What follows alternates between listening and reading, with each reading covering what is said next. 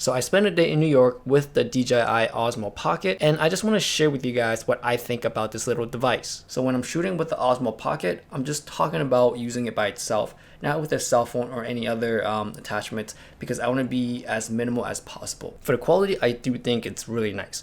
You're paying for $350, so it's not like the best quality. It's not like metal or anything. It's plastic and it's rubber. And when I held it, it doesn't feel cheap. It's not the cheap kind of plastic. And the rubber back does feel nice. It gives an extra grip to your handle, and pressing the buttons is really tactile. So overall, the quality I think is really nice. So before shooting, I'm gonna talk about my experience with the gimbals, and I just love the fact that I can just take it out of my pocket, turn it on, and shoot, and all in less than about 6 seconds. Whereas I have the Crane V2 and the Osmo Mobile 2.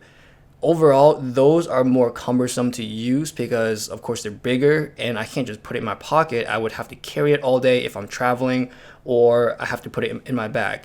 And that time to get it out and setting it up and everything is already too slow. Like I have to carry it, especially the V2, the Crane V2, I have to carry it because it's like 8 pounds or so average. So it's just a lot more weight on your back or in your arms when you're traveling. And it's just a time of just getting it out, shoot, and putting it back in your pocket or putting it away.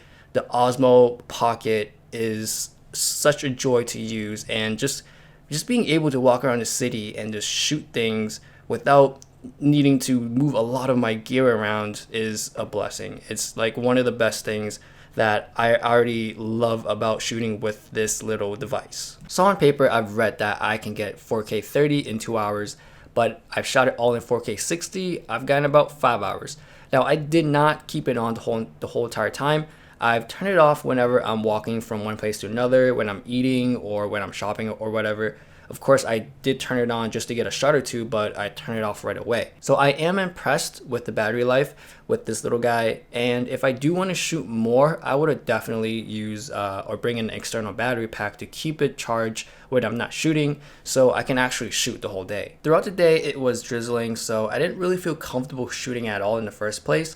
But at the end of the day, it still survived, and I wouldn't recommend shooting in rain or downpour, so it's nice to know that even with some bad weather, it still works. So let's talk about quality really quickly, and I would place this in between the Xeon Crane V2 and the Mobile 2 because, of course, they cannot beat a dedicated camera.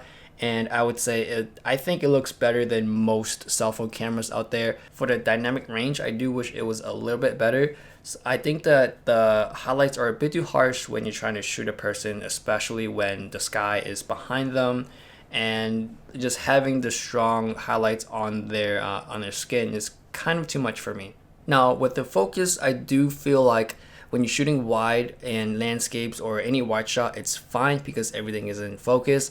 But if you're shooting something up close or any close-up shots, I do find it not hitting a lot because it's a contrast-based focusing system. So if you have a GH5 like I do, it's not the best, of course. It's not a face detection. So if you are a Sony user and using this gimbal for close-up shots, it's kind of hard to get that focus, especially seeing it on a small screen.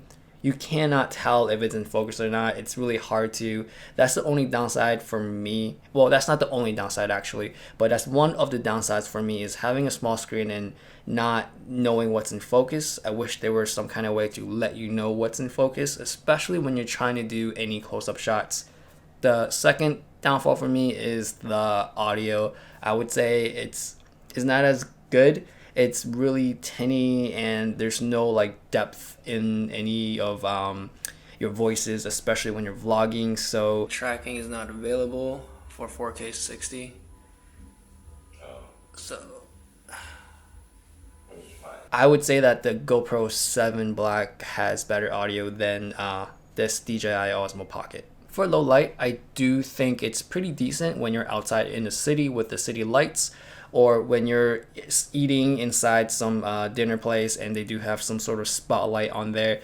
It shoots pretty good. You will still see some noise in darker areas, but it really suffers when you're in dark places without any lights or probably a dim street light.